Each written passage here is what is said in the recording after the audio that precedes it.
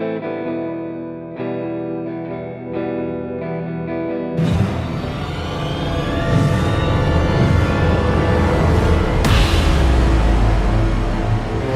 दोस्तों, आपका स्वागत है रहस्य मैक्स यूट्यूब चैनल में। दोस्तों, इस चैनल में हम आपको दिखाते हैं रहस्यमयी, अद्भुत, रोमांचक कर देने वाली कहानियाँ और किस्से और कुछ ऐसे अनसुलझे रहस्य जो आपने कहीं और नहीं देखे होंगे। तो दोस्तों, सब्सक्राइब कीजिए रहस्य मैक्स यूट्यूब चैनल को। हमारे वीडियो को लाइक करके अपने दोस्तों के साथ शेयर करना ना भूलें। दोस्तों, आज हम आपको दिखाने जा रहे हैं एक ऐसा वीडियो जिसमें हम आपको बताएंगे कि मध्य युग में महिलाएं पीरियड्स में सैनिटरी पैड की जगह क्या लगाती थी। तो अगर आप भी ये जानकारी लेना चाहते हैं तो इस वीडियो को अंत तक जरूर देखें। दोस्तों, महिलाओं के पीरियड को लेकर लोगों के जहन में कई तरह के सवाल घूमते रहते हैं। पुरुष महिलाओं के पीरियड से जुड़ी कई तरह की बातें जानना चाहते हैं, लेकिन आपके दिमाग में कभी न कभी ये सवाल तो जरूर आया होगा कि जब सैनिटरी पैड्स और टैम्पन्स नहीं बने थे तब महिलाएं क्या इस्तेमाल करती थी। आपको जानकर हैरत होगी कि उस समय की महिलाएं लकड़ी, रेत, काई और घास जैसी चीजों का इस्तेमाल करती थी।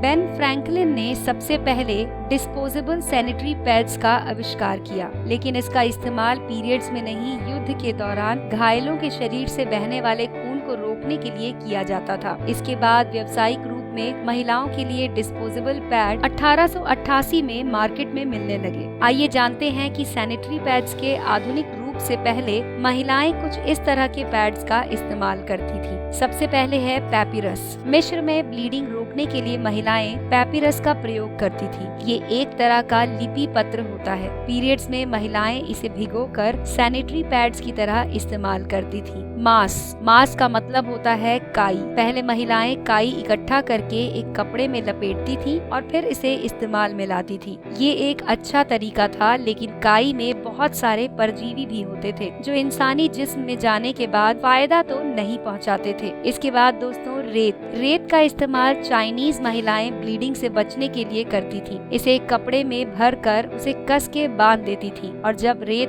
गीली हो जाती थी तब रेत को गिराकर कपड़े को फिर से इस्तेमाल करने के लिए सुखाती थी। इसके बाद घास का उपयोग किया जाने लगा। अफ्रीका और ऑस्ट्रेलिया की महिलाएं ब्लीडिंग से बचने के लिए घास को पैड की तरह इस्तेमाल करती थी। बैंडेज या फिर गाज पट्टी। पहले विश्व युद्ध के समय नर्सों ने सबसे पहले बैंडेज का प्रयोग किया। फ्रांस में घायल सैनिकों के रक्त को रोकने के लिए बैंडेज का इस्तेमाल किया जाता था। इसके बाद नर्सों ने सोचा कि इसे पीरियड्स के दौरान होने वाली ब्लीडिंग को रोकने के लिए भी इस्तेमाल किया जा सकता है। पुराने कपड़े। आज भी दूर दराज के गाँव में, छोटे शहरों में बहुत सी महिलाएं सैनिटरी पैड की जगह पुराने कपड़ों का इस्तेमाल करती हैं। हालांकि कई विशेषज्ञों का मानना है कि ये महिलाओं के स्वास्थ्य के लिए बिल्कुल सही नहीं है। दोस्तों, इसके अलावा देवदार की छाल के इस्तेमाल भी किया जाता था। नेटिव अमेरिका की महिलाओं के पास कोई और उपाय नहीं था, इसीलिए वो देवदार की छाल का उपयोग करती थी। इसे लगाने की पीछे वजह ये थी कि ये बहुत ही पतला और हल्का होता था। दूसरा, ये गीलेपन को जल्दी सोख लेता था,